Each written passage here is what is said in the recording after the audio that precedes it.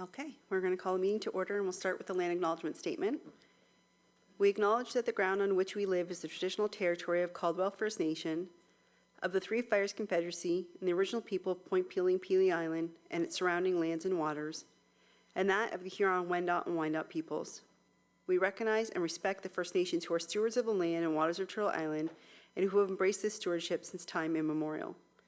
We would also like to acknowledge the contributions of other nearby First Nation communities and all original people across Turtle Island. Council, any disclosures of community interest? There being none. Item 1 is the fence bylaw relief at 271 Bouffard Road, and we're going to have our Supervisor of Planning and Development, Alan Burgess, present. Good afternoon, Your Worship and members of Council. The matter before you this afternoon is a request for relief from the fence bylaw to allow for the existing 5-foot extension of a fence in front of 271 Bouffard Road. Staff received a complaint about a new fence being installed, and we inspected it and found that there was a 5-foot extension of the fence which went beyond the front face of the dwelling. Upon further review and after receiving the minor variance request from the applicant, we determined that, in our opinion, that the 5-foot extension was minor in nature and that we were in support of the application that's before you this evening or this afternoon. And I'm available for any questions.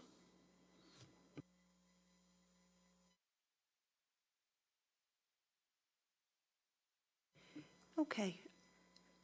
So our delegate today is Ms. Tay, is that correct? If you'd like to come forward, you can. You don't have to. It's up to you. Just come to the microphone if you'd like to say anything. Yep. And just hit the button on the microphone there. You can put the microphone up higher too. Okay, thank you. Thank you.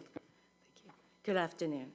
I am here to seek relief for the complaint that was filed against me for my fence, which refers to blocked visibility of the roadway impeded by my fence.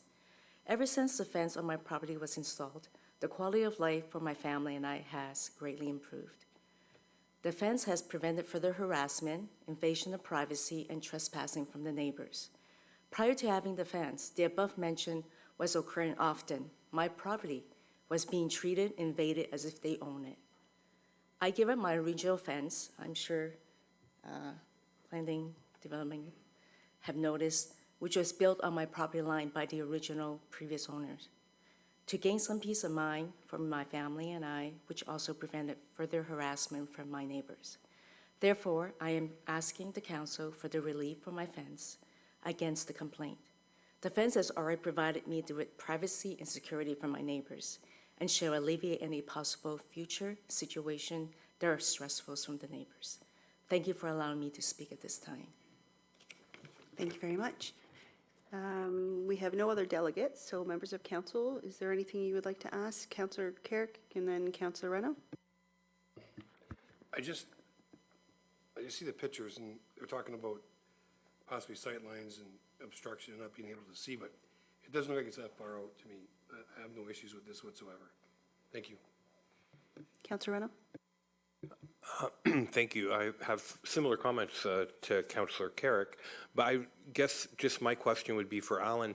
Alan, what's the thought process behind not allowing any extension into the front yard? I mean, I can appreciate that as you get closer to the road and the lot line, you have sight issues, but really, when you're 35 feet from the road, what's the thought process of not allowing any at all?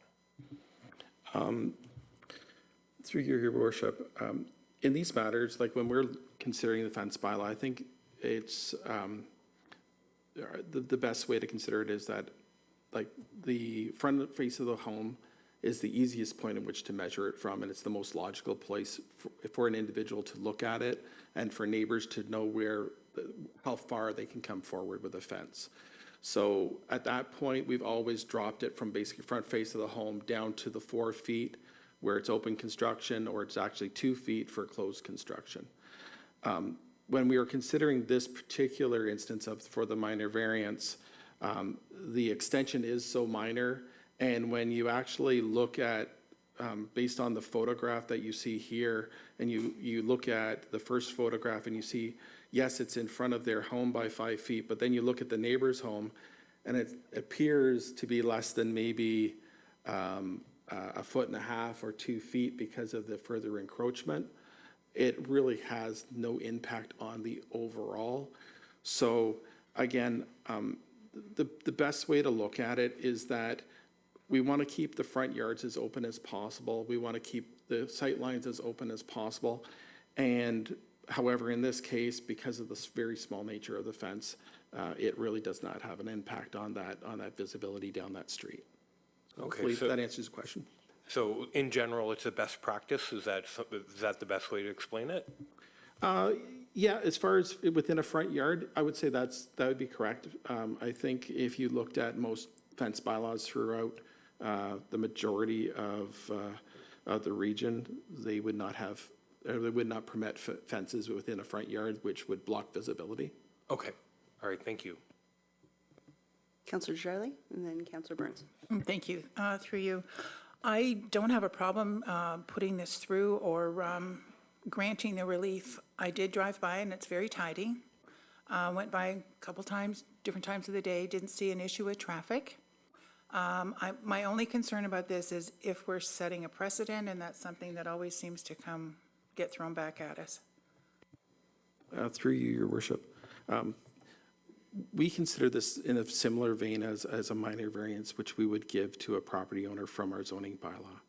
So it's a one-time instance, which we would review, and there may be issues or concerns which on a different property, 5 feet in front of a home might be too much, especially if, for instance, if the front yard setback for that home or that building was only at 10 feet, 5 feet would be too close to the front lot line. So again, this would not be best practice to carry out. Again, I think the fence bylaw works best when we utilize that front face of the home. But in this case, and with the circumstances that are here, that 5-foot extension really does not play a factor. Councillor Burns? I would make a motion to concur with the minor variance. Support by Councillor Desjardins. Any other questions or comments? There being none, all in favor? Opposed? None? That carries. Okay. So with that, thank you for joining us. Meeting adjourned.